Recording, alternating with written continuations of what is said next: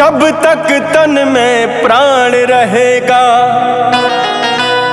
मांगूंगा अधिकार। अहिर रेजिमेंट हक है हमारा, सुन दिल्ली सरकार।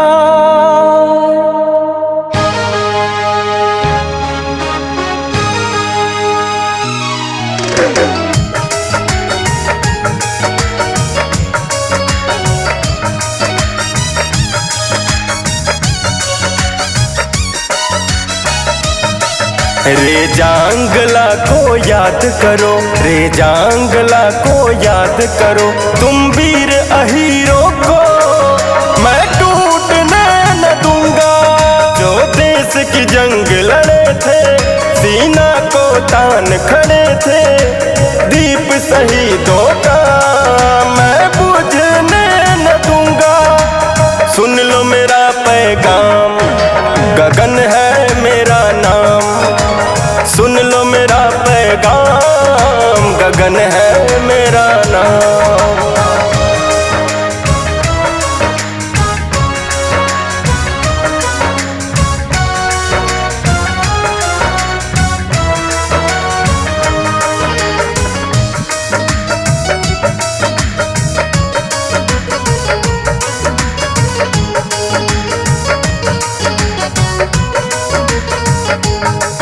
जो सबको यहाँ मिला क्यों हमको नहीं मिला?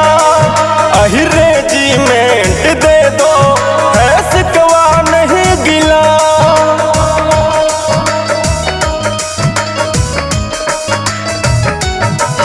जो सबको यहाँ मिला क्यों हमको नहीं मिला?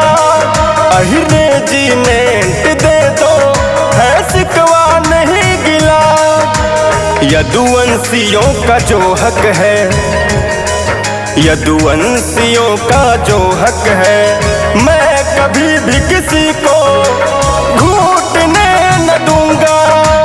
दीप शहीदों का मैं बुझने न दूंगा। सुन लो मेरा पैगाम, गगन है मेरा नाम। सुन लो मेरा पैगाम, गगन है मेरा नाम।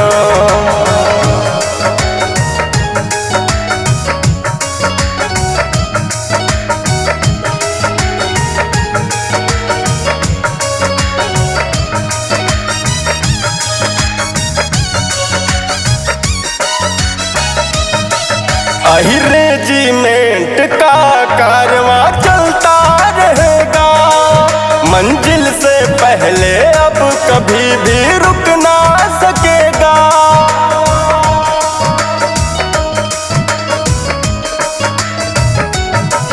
अहिर रेजिमेंट का कारवां चलता रहेगा, मंजिल से पहले अब कभी भी रुक ना सकेगा।